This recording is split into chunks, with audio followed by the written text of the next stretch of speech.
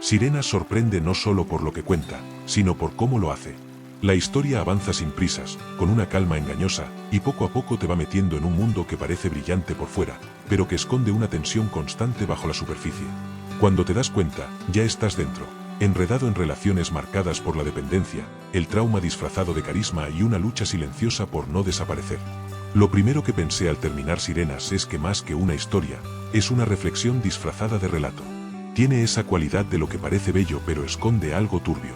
Durante toda la serie se intuye que hay algo inquietante gestándose, aunque nunca se muestre del todo. Y eso funciona, sobre todo, por cómo está construida la atmósfera. Entre lujo y calma aparente, los personajes revelan, poco a poco, lo que hay detrás de su fachada brillante, obsesiones, heridas mal cerradas, y una necesidad desesperada de controlar algo, aunque sea solo su propia imagen. Salvando las distancias, Sirenas recuerda en cierto modo a The White Lotus, ese mismo ambiente enrarecido donde el lujo convive con la incomodidad. Pero aquí, en lugar de un comentario sobre el turismo y la clase, el telón de fondo es la mitología griega, que no aparece como simple adorno, sino como una lente a través de la cual se reinterpretan dinámicas muy actuales. Como indica el título, el mito central es el de las sirenas. Pero lo interesante no está en la referencia directa, sino en cómo lo reimaginan. No son criaturas mágicas que cantan para atraer marineros a su perdición, sino figuras de seducción social. No embrujan con cantos, sino con presencia. Lo que atrae de ellas no es lo que hacen, sino lo que simbolizan, un ideal, un estilo de vida, una promesa de algo que siempre parece estar a punto de alcanzarse, pero nunca del todo. Desde el primer episodio, todo apunta a que Kiki y Simon son las sirenas del título. La serie parece establecer una dinámica clara, Kiki como la figura dominante, carismática, magnética y Simon como la asistente sumisa, fascinada por su jefa. Pero esa línea se va desdibujando. A medida que avanzan los capítulos, la relación entre ellas se vuelve más ambigua, más turbia. Lo que parecía una atracción jerárquica se convierte en algo más complejo, hasta que ya no está claro quién está seduciendo a quién, ni por qué. Simon es el eje silencioso de la serie. Es el personaje con más desarrollo, el que empieza en un rol de asistente obediente y acaba en la cima, mirando al mar desde el mismo lugar que antes ocupaba Kiki. Pero lo verdaderamente interesante es cómo llega hasta ahí. Su transformación no nace de la admiración, sino de la necesidad. Simon no quiere ser Kiki porque la idealice, quiere ocupar su lugar porque no puede permitirse volver a ser invisible. Su pasado, apenas sugerido, es lo bastante doloroso como para que esa vida artificial, llena de rituales, lujo y falsas seguridades, se convierta en su tabla de salvación. Y quizá por eso resulta tan inquietante.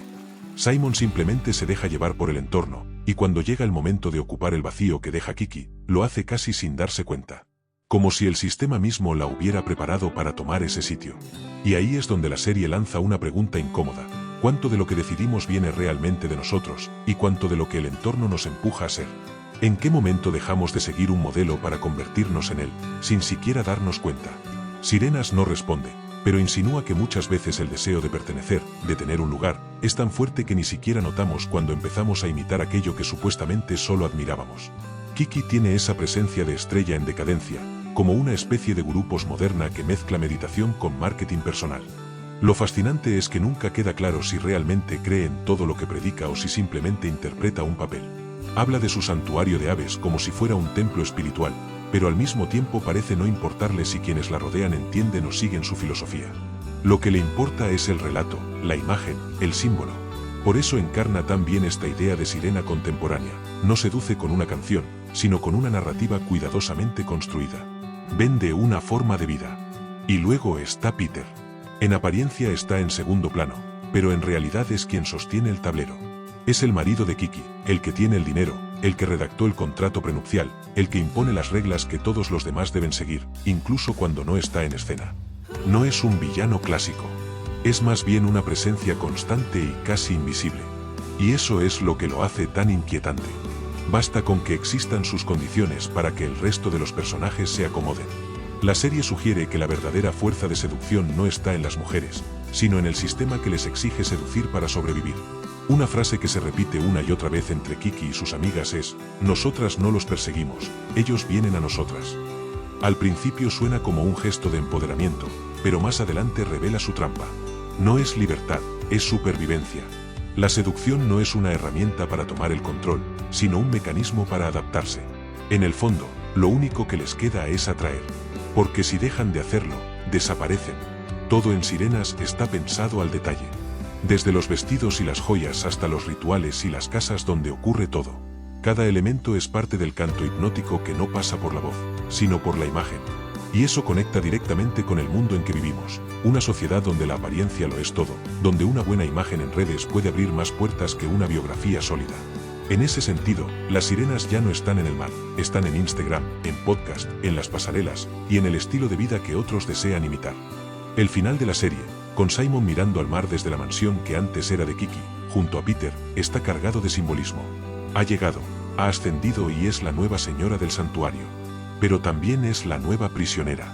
Porque como ya hemos visto con Jocelyn, con Kiki y ahora con Simon, todas han pagado un precio.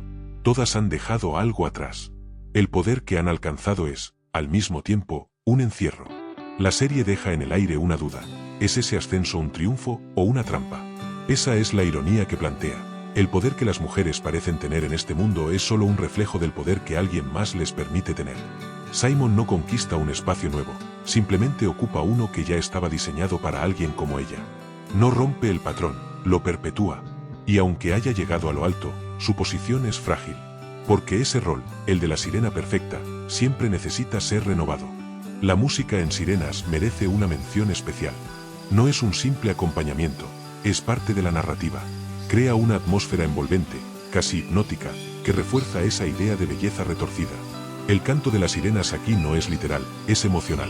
Suena para atraparte en ese estado en el que todo parece atractivo pero inquietante. En cuanto al reparto, Millie Alcock brilla como Simon. Logra transmitir una vulnerabilidad que desarma, y a medida que su personaje crece, se transforma en una figura más calculadora y estratégica, sin perder nunca esa fragilidad de fondo. Julianne Moore, como Kiki, está impecable. Tiene esa capacidad de decir cualquier cosa y que suene creíble, incluso cuando sabes que está actuando. Esa ambigüedad es perfecta para el personaje. Uno de los mayores logros de Sirenas es que no da respuestas fáciles. No hay héroes ni villanos, solo personas intentando sobrevivir en un sistema que valora la influencia, la imagen y la capacidad de captar la atención del otro. Y lo más inquietante es que ni siquiera saben si están manipulando, o si están siendo manipuladas. ¿Quién tiene realmente el control? ¿Y cuánto dura esa ilusión? Hay detalles que resumen muy bien la esencia de la serie. Uno de ellos es el funeral del pájaro. Se le rinde un homenaje con cánticos, flores, casi como a un ser humano. Pero se nota que el acto es más para la galería que por verdadera tristeza.